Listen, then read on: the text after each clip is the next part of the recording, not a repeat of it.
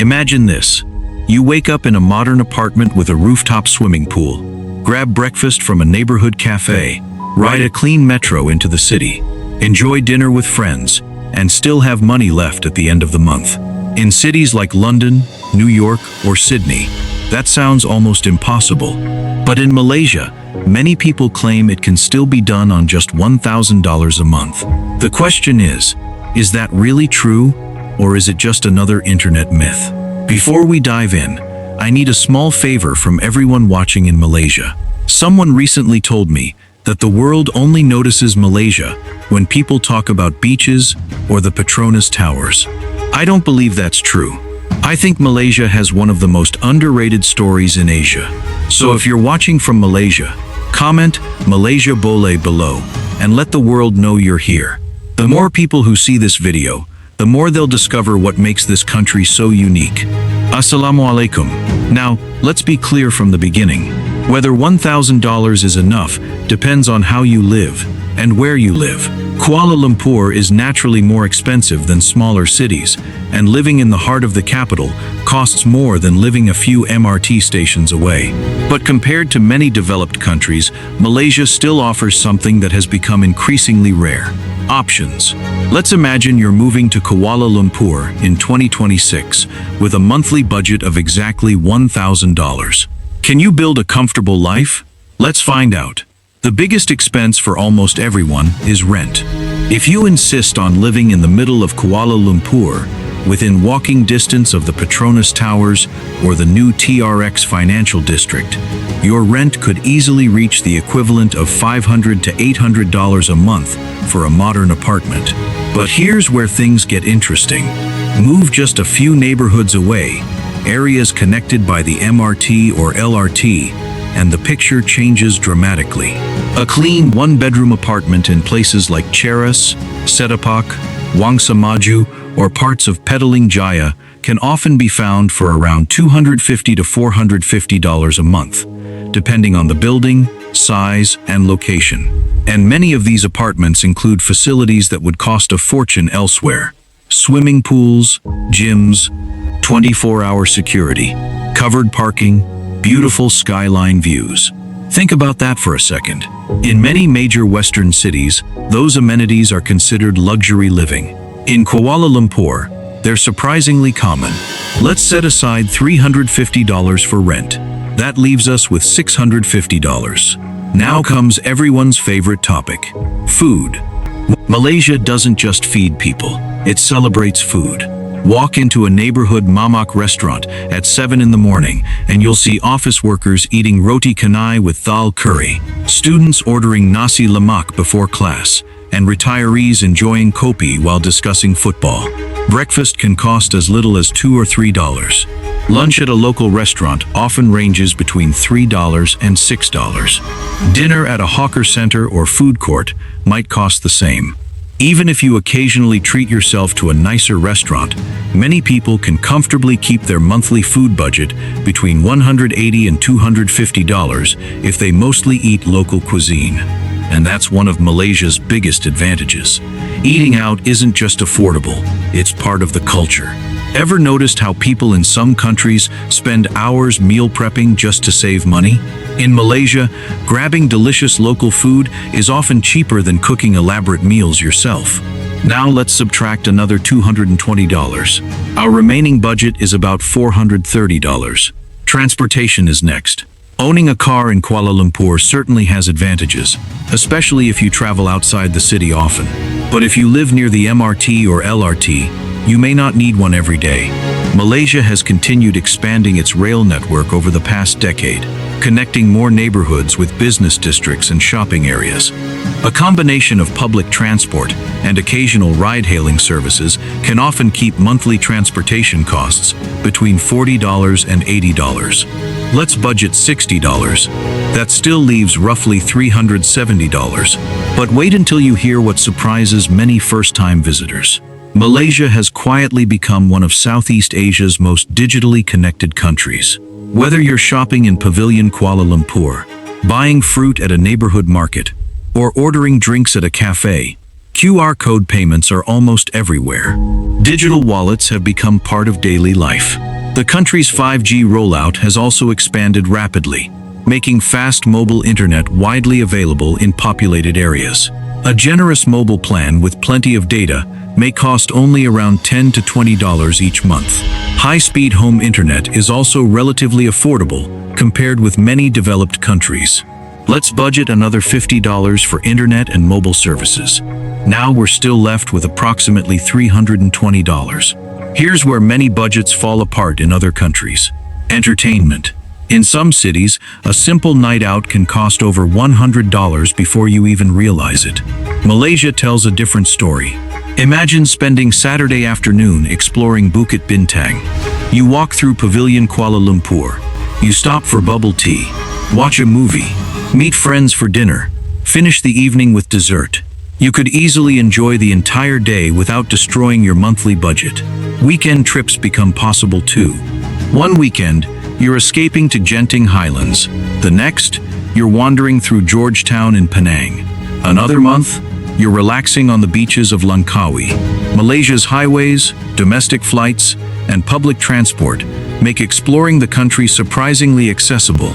Let's put aside $120 for entertainment and occasional travel. We're still not out of money. That leaves roughly $200. Now let's talk about healthcare. This is something many foreigners don't expect. Malaysia has developed a strong reputation for medical tourism.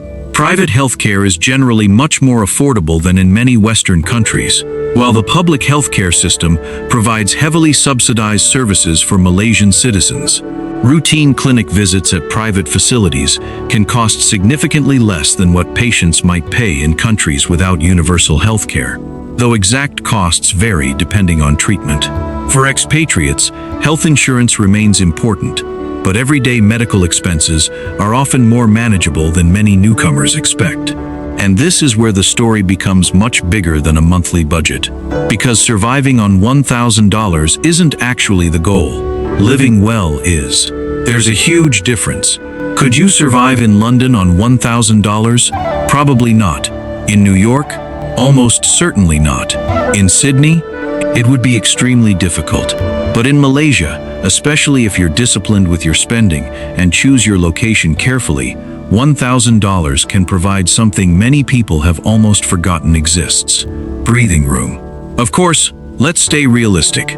If you have children, international school fees, luxury tastes, frequent international travel, or insist on living in Kuala Lumpur's most exclusive neighborhoods, $1,000 won't stretch nearly as far.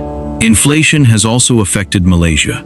Food, rent, and utilities have all become more expensive over the past several years, and locals feel those increases too. Malaysia is not immune to global economic pressures. But here's the crazy part. Even after those increases, the overall cost of living remains considerably lower than in many major cities around the world. And that's why Malaysia keeps appearing on lists of attractive destinations for retirees, remote workers, entrepreneurs, and digital nomads. Not because it's the cheapest country, but because it offers something increasingly valuable: balance. And this is where everything comes together. The real lesson isn't that everyone should move to Malaysia. The lesson is that prosperity isn't measured only by how much money you earn. It's measured by what your money allows you to experience. Can you spend time with family? Can you enjoy dinner without checking your bank account every 5 minutes? Can you explore your city instead of working non-stop just to pay rent? Can you imagine a future where you're building a life instead of simply paying bills? Malaysia doesn't answer those questions perfectly. No country does, but it asks them in a way that much of the world has forgotten. As cities across the globe become more expensive and affordability slips further out of reach, places that offer a genuine balance between opportunity, comfort, and cost may become the real winners of the 21st century. Perhaps that's why so many people arrive in Malaysia expecting an affordable vacation and leave wondering if they've just discovered a place where modern life still makes sense. So here's my question for you. If someone offered you exactly $1,000 a month to live anywhere in the world, would you choose Malaysia? Or is there another country you think offers even better value? Let me know in the comments, because your answer might reveal what people value most in the future of global living. But there's one part of this story that almost nobody talks about. When people compare countries, they usually compare salaries. They look at the number on a paycheck and immediately decide which country is better. But that's only half the equation. The other half is purchasing power. Imagine earning $4,000 a month in a city where rent alone is $2,500. Add groceries, transportation, insurance, and utilities, and suddenly that impressive salary doesn't feel so impressive anymore.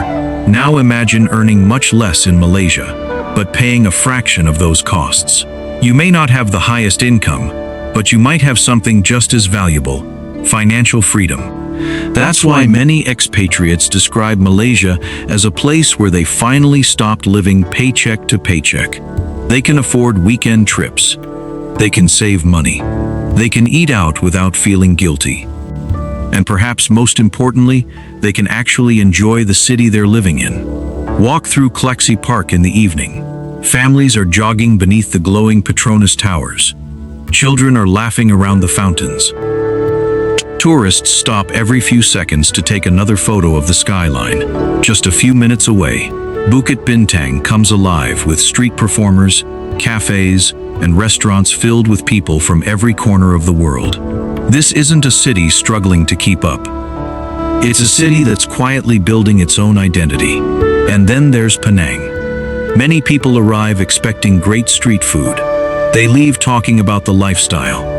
Georgetown combines centuries-old heritage buildings with modern cafes, co-working spaces, and creative businesses. It feels historic and contemporary at the same time, which is one reason it continues to attract both tourists and long-term residents. Head south to Johor Bahru, and you'll find another story unfolding. Its close connection to Singapore has turned it into one of Malaysia's fastest-growing urban areas. New developments, improved infrastructure, and increasing investment have transformed the city over the past decade. Every region offers something different. That's another advantage Malaysia has. You don't have to choose between city life and nature. Within a few hours, you can go from the skyscrapers of Kuala Lumpur to the cool mountain air of Genting Highlands, the beaches of Langkawi, the rainforests of Borneo, or the historic streets of Malacca. Few countries pack so much variety into such a manageable size. But let's be honest for a moment. No video about Malaysia would be complete without mentioning the challenges. Traffic congestion in Kuala Lumpur can test anyone's patience. The tropical climate isn't for everyone. High humidity and frequent rain can take time to get used to. English is widely spoken in urban areas, but learning a few Malay phrases can make daily life much easier and help you connect with local communities. And while Malaysia remains affordable compared with many developed countries, prices have risen over the past few years. Rent, groceries, and dining out all cost more than they did before the pandemic. So no, Malaysia isn't frozen in time while the rest of the world gets more expensive. The difference is that, for many people, the overall value they receive still feels exceptional. And that's the key word: value. Because value isn't about finding the cheapest place to live. It's about finding the place where your money gives you the highest quality of life. That's what keeps bringing people back. Not just backpackers, not just retirees, but entrepreneurs, engineers, software developers, teachers, content creators, and remote workers who have discovered that modern success doesn't always mean living in the world's most expensive cities. Maybe the future won't belong to the countries with the biggest economies alone. Maybe it will belong to the countries that understand something even more important: how to create places where ordinary people can still build extraordinary lives. And perhaps that's Malaysia's greatest strength. It doesn't try to convince the world that it's perfect. It simply keeps improving, investing, and quietly proving that there is another way to think about prosperity. So the next time someone tells you that a good life only exists in the world's richest countries, remember this: sometimes the smartest move isn't earning more.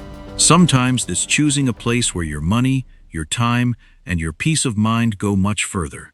And in an increasingly expensive world, that might be the greatest luxury of all. If you've lived in or visited Malaysia, I'd love to hear your experience. What surprised you the most? And do you think $1,000 a month is enough to live comfortably there? Share your thoughts in the comments, because your perspective could help someone who's considering making Malaysia their next home.